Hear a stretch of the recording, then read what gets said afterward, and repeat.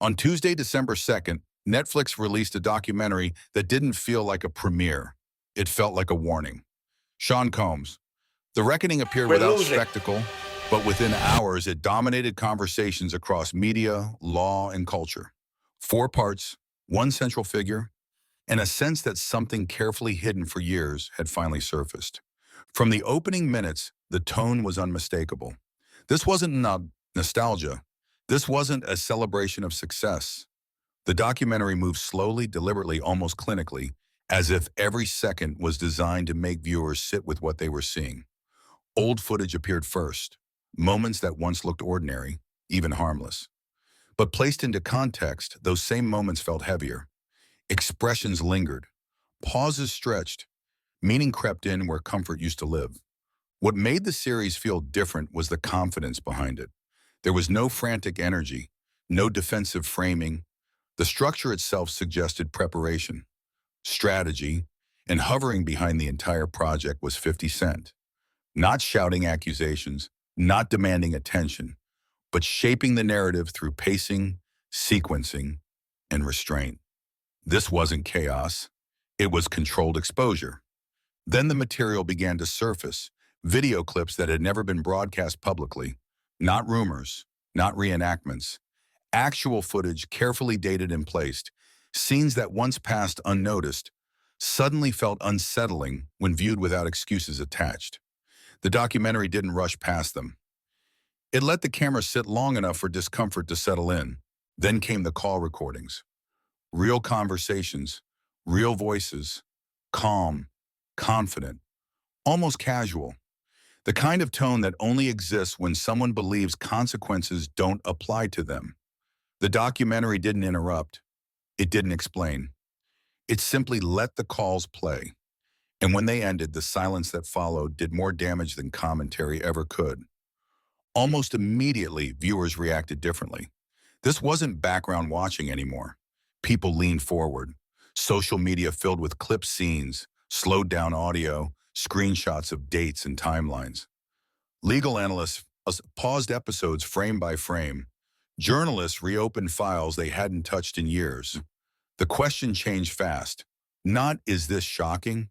But how was this allowed to stay buried? Before going deeper into this video, make sure to like this video, subscribe to our channel, and hit the bell icon. That's how you'll never miss any breaking updates like this. Now let's get back to the story. What made The Reckoning feel dangerous wasn't just what it showed. It was how sure it seemed of what would happen next.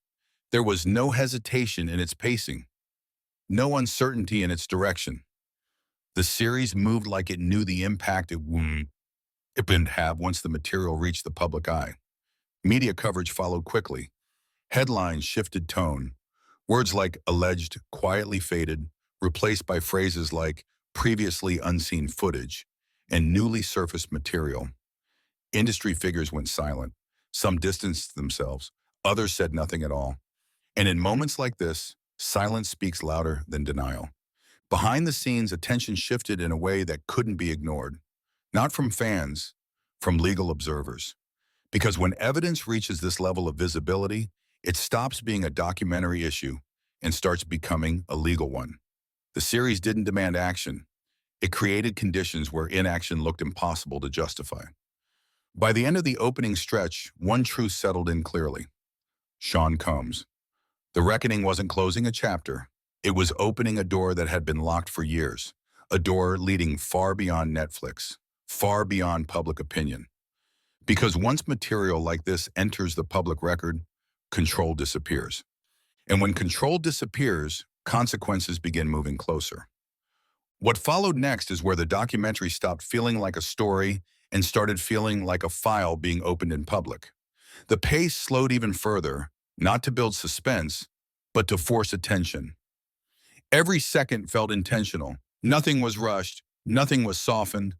The footage came first, not recycled clips, not moments already debated online. These were videos most viewers had never seen, preserved pieces of time that suddenly carried weight. Some were years old, others felt uncomfortably recent.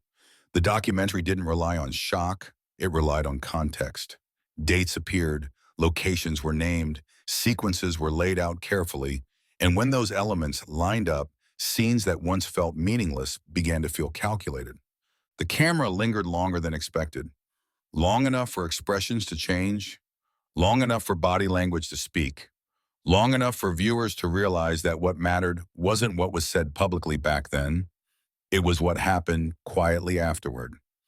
Then the calls were introduced, not summaries, not reenactments, real recordings, uninterrupted, voices steady, confident, almost relaxed. The kind of tone that doesn't sound defensive or fearful. It sounds assured, protected. The documentary didn't explain the calls. It didn't guide interpretation. It let them play in full, and the silence that followed felt deliberate, like an invitation to sit with what had just been heard. What unsettled people most wasn't aggression. It was normalcy. These conversations didn't sound desperate. They sounded routine. And when those calls were placed on a timeline beside the footage, a pattern began to form. One call here, a decision there, an outcome that followed quietly. Over and over again, different situations, same structure. Former insiders appeared next, not chasing attention, not performing. People who had been close enough to see how decisions were actually made when cameras weren't around. Some spoke cautiously, weighing every word like risk still existed.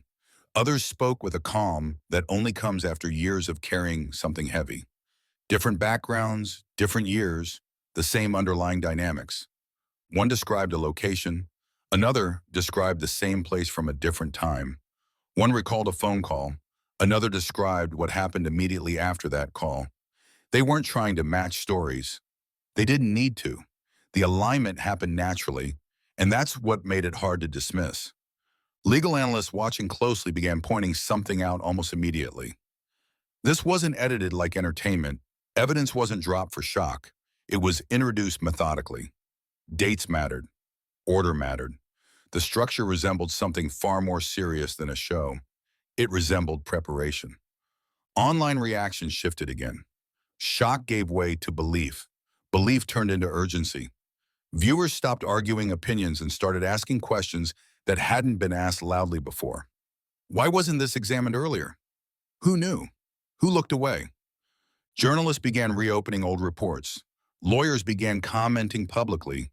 Viewers tagged media outlets, not asking for takes, but demanding accountability. Because once people believe they are watching documentation instead of performance, patience disappears. And hovering over all of it was one unsettling realization. This material didn't surface by accident. Someone had saved it. Someone had protected it. And someone had chosen this exact moment to release it, when it could no longer be quietly dismissed or buried. By the time this stretch ended, one thing was clear. Control had slipped. The narrative was no longer being shaped by statements or carefully worded denials. It was being driven by what had already been seen, heard, and recorded. And once that happens, the direction of the story can only move one way. Forward. As the documentary moved deeper, the focus shifted away from footage and recordings and landed on something far harder to dismiss: the people who had lived with the consequences of silence. This was where the distance between the screen and reality collapsed, where the story stopped being abstract and started feeling uncomfortably close. One by one, faces appeared that most viewers had never seen before. Not celebrities, not commentators, just individuals who said their lives had intersected with power at moments they didn't fully understand at the time. They didn't open with accusations. They opened with memories. How contact began, how access was framed, how trust was built slowly, almost invisibly. What made these accounts unsettling wasn't drama. It was how ordinary they sounded at first. Meetings that felt professional, invitations that seemed routine, opportunities that looked like success. The documentary let these moments breathe because that's where the pattern became clear. Nothing felt dangerous at the start. It never does. Then the tone changed. Each voice described a moment where boundaries blurred, where pressure replaced choice, where saying no didn't feel like an option anymore. Different cities, different years, different circumstances, yet the same structure kept appearing. Influence used quietly. Consequences implied, not stated. Silence rewarded. Resistance punished without explanation. Some admitted they tried to speak up once, privately, to the wrong people, at the wrong time. Others said they watched what happened to those who did and learned quickly what survival required.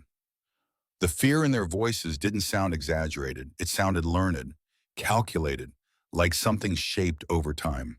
The documentary didn't interrupt them. It didn't rush past hesitation or cut away from long pauses. When voices cracked, the camera stayed. When sentences trailed off, they were left unfinished. Those moments carried more weight than any accusation could, because truth doesn't always sound confident. Sometimes it sounds like someone pushing past years of restraint. What made it impossible to ignore was how naturally these stories aligned with what viewers had already seen. Locations matched the footage. Time frames lined up with call records. Emotional reactions mirrored the tone captured on tape. No one needed to connect the dots out loud. The connections formed on their own. Experts appeared briefly, not to inflame the narrative, but to explain it. How power imbalance works.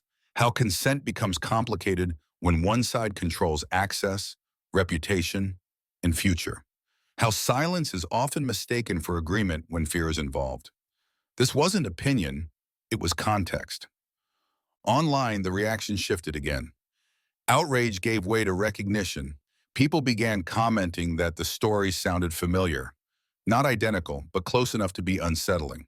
Others admitted they had dismissed rumors years ago because it was easier than confronting what silence can protect. Industry voices stayed quiet, and that quiet grew heavier with every passing hour. By this point, the documentary had crossed into territory that couldn't be undone. The conversation was no longer about whether these stories were believable. It was about why so many people had felt unable to tell them until now. Because when multiple voices step forward independently, telling stories that echo each other without coordination, disbelief starts to sound less reasonable. It starts to sound like denial. And with every testimony shared, the pressure didn't just increase, it deepened.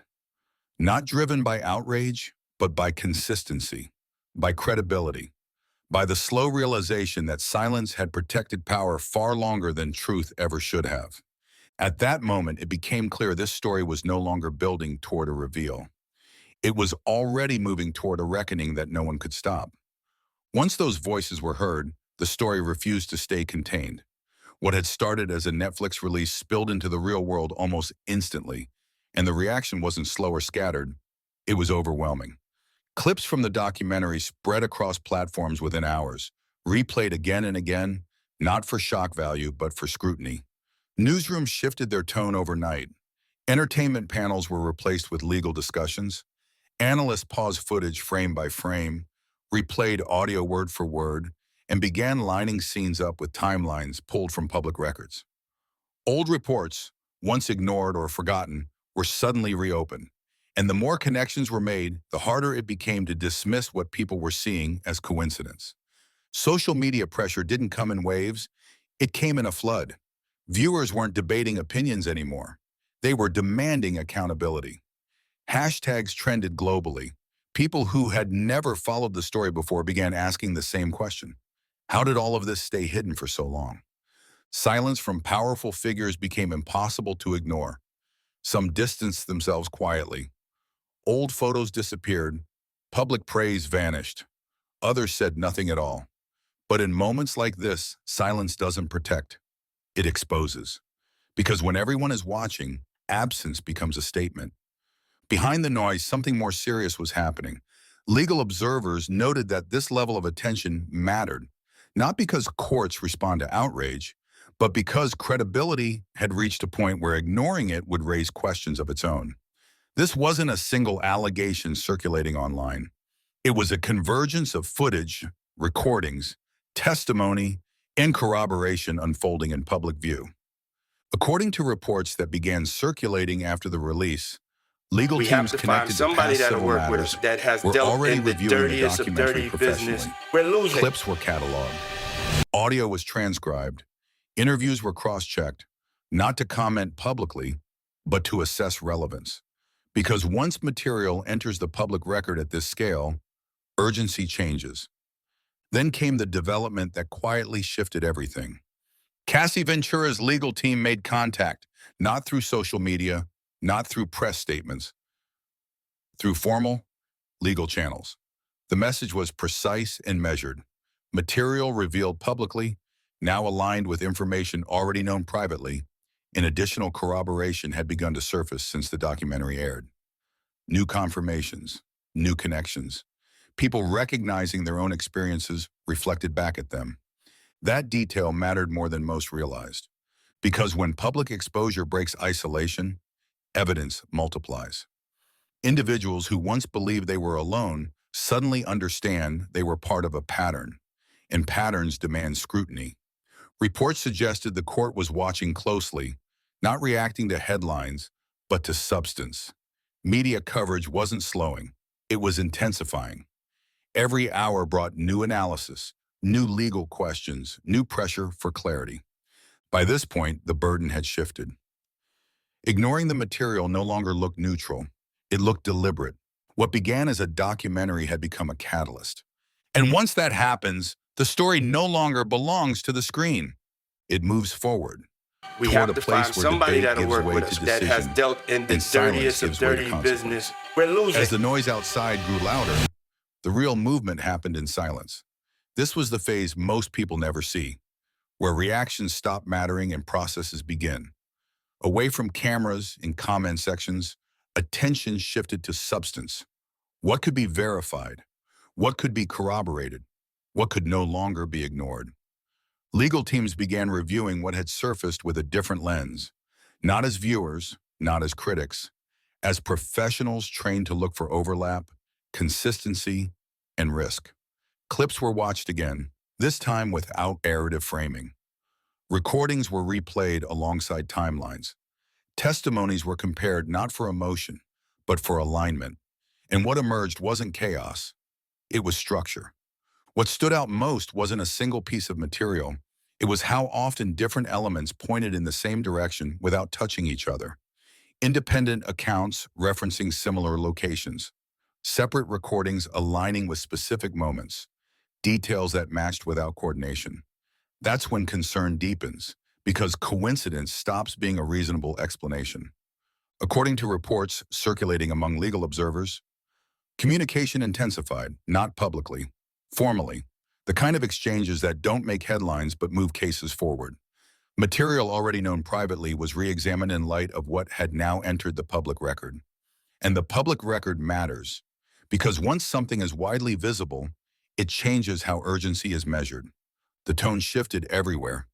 Defense voices that once spoke freely grew cautious. Statements slowed. Responses became measured. Not because there was nothing to say, but because everything said now carried consequence. Silence in this stage isn't absence, it's preparation. Behind closed doors, discussions reportedly centered on scope, not whether attention was warranted, but how far a review should go. When information has the potential to affect sentencing, safety, or public trust, the margin for delay shrinks fast, and delay itself becomes a risk. Observers noted subtle signals, files reopened, archived material revisited, scheduling conversations that hadn't existed weeks earlier, suddenly taking shape. None of it dramatic on its own, all of it meaningful together. And this wasn't a reaction to pressure. It was a response to alignment. Because systems don't move when they feel watched. They move when they feel exposed to error. And the accumulation of material had begun to pose a question no one could comfortably answer. What happens if this is left unaddressed? By the end of this stretch, one thing had become clear to those paying attention. The story had passed the point where opinion could shape outcome. It had entered a phase governed by obligation. And once obligation takes over, momentum changes. The narrative was no longer being driven by what people were saying. It was being driven by what could be proven and what might happen if it wasn't examined. What followed wasn't loud and it wasn't public, but it was unmistakable. This is the stage where stories stop evolving and systems start responding, where attention turns inward, where decisions are prepared before they're ever announced. Those watching closely noticed the change immediately. The rhythm shifted, communications tightened, timelines that once felt distant suddenly felt close. When institutions begin to move, they rarely do it in the open first. The signs appear in subtle adjustments, meetings scheduled quietly, materials requested again, questions asked with new urgency. The material that had surfaced was no longer being treated as commentary. It was being examined for exposure, risk, consequence. Footage was reviewed without narrative framing. Recordings were assessed for context and consistency. Testimonies were weighed against each other, not for emotion, but for alignment. The process was methodical, stripped of spectacle, focused on one thing only. What happens if this is left untouched?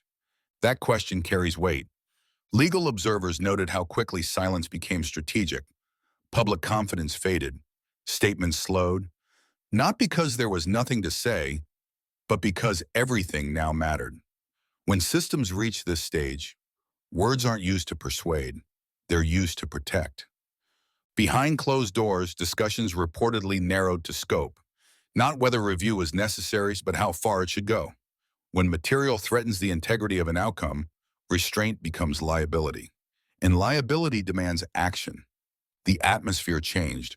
What once felt theoretical now felt procedural. Notices prepared, schedules adjusted, communication moved from informal to official. Each step small in isolation, but together unmistakable. Momentum had begun to form. Those closest to the process understood the implication. This wasn't routine housekeeping. This wasn't optics. This was escalation. The kind that happens when unresolved questions collide with credible material. And once escalation begins, there's no neutral ground left. By the time word started circulating that all relevant parties were being called in, the gravity of the moment settled. This wasn't about revisiting old arguments. It was about confronting what had accumulated quietly, patiently, over time. The story had crossed a threshold. From that point on, it was no longer shaped by reaction or narrative. It was shaped by obligation, by responsibility, by the understanding that not acting now would create consequences far greater than acting ever could. The path forward wasn't visible yet, but it was set. And when systems reach that point, they don't turn back. They move toward decision. By the time everyone gathered, the tension was already thick. Not because of cameras or spectators, but because everyone in the room understood that this meeting wasn't routine. It wasn't procedural. It was the result of pressure that had been building quietly, piece by piece, until ignoring it was no longer an option. The atmosphere was restrained, controlled. Every movement felt deliberate. This was where narratives ended and evaluations began. What had lived for weeks in clips, timelines, and testimony was now being addressed with precision. No dramatics, no speeches, just careful acknowledgement of what had accumulated. References were made without embellishment. Material was recognized without argument. The process moved slowly, not out of hesitation, but out of gravity. When institutions slow down like this, it's because they understand the consequences of moving too fast and the consequences of not moving at all. The dynamic in the room had changed. Confidence that once felt automatic now felt measured. Responses were careful, language softened. Not because there was nothing to defend, but because the ground beneath the defense no longer felt stable. When questions came, they weren't broad. They were narrow, specific, anchored in sequence and consistency. What became clear in those moments was how much the context had shifted. What once appeared fragmented now read as connected. What once felt isolated now felt patterned. And with that realization came a different kind of weight, responsibility. There was a pause that carried meaning, not confusion, recognition. Because when a system built on procedure pauses like that, it's not stalling, it's recalibrating. It's acknowledging that the situation before it is no longer the same as the one it was designed to address originally. The shift wasn't announced. It didn't need to be. You could feel it in the way attention narrowed, in the way options quietly disappeared, in the way the future began to look different than it had just days earlier. This was the moment where containment failed, Not loudly, not dramatically, but completely. The realization settled that whatever happened next would not be cosmetic. It wouldn't be symbolic. It would reflect the full weight of what had surfaced and the implications of leaving it unresolved. Outside, the world would debate. Headlines would simplify. Opinions would clash. But inside that space, something far more important had already occurred. The case was no longer being viewed through its original frame. It was being viewed through a new one. And once that frame changes, outcomes follow, whether anyone is ready for them or not. From that point forward, there was no return to comfort, no retreat to uncertainty. The story had reached a stage where decisions were no longer optional. They were inevitable. The moment arrived without spectacle, but it carried a finality that no one in the room could ignore. The review had reached its end, not because there was nothing left to examine, but because everything that needed to be seen had already been placed on the table. The shift was immediate. What had been discussed in fragments was now addressed as a whole. Footage, recordings, testimonies, timelines, not separately, together. The weight of it didn't come from any single piece, but from how tightly everything fit once it was viewed in full context. Patterns replaced explanations. Consistency replaced doubt. This was the turning point. The moment where the process stopped asking whether the situation could be managed and started asking what accountability now required. We have to find somebody that'll work with us that has dealt in the dirtiest of dirty business. What once felt flexible we're losing now felt fixed. There was no drama in how it unfolded. No raised voices, no visible reaction, just a steady acknowledgement that the scope had changed, and with it the consequences. The decision that followed reflected that reality. What had previously been treated as contained was no longer seen that way. The response matched the scale of what had surfaced, not the comfort of past outcomes. This wasn't symbolic. It wasn't incremental. It was decisive. In that instant, everything recalibrated. The future that once felt predictable disappeared. The protection that once felt assumed dissolved. The gravity of the moment settled slowly, but once it did, it was unmistakable. This was not a pause. This was a line being crossed. Those paying attention understood exactly what had happened. The system had moved from review to action, from consideration to consequence, from hesitation to resolution. Outside, reaction would explode later. Headlines would condense the moment into a few charged words. Commentary would follow. Debate would rage. But none of that mattered inside the room where the decision had already taken shape. Because once a system built on restraint chooses escalation, it does so with full awareness of what it means. It acknowledges that the cost of inaction has become greater than the cost of action. And that acknowledgement changes everything. From that point forward, the story no longer belonged to speculation or narrative framing. It belonged to outcome, to consequence, to a reality that could no longer be adjusted for comfort.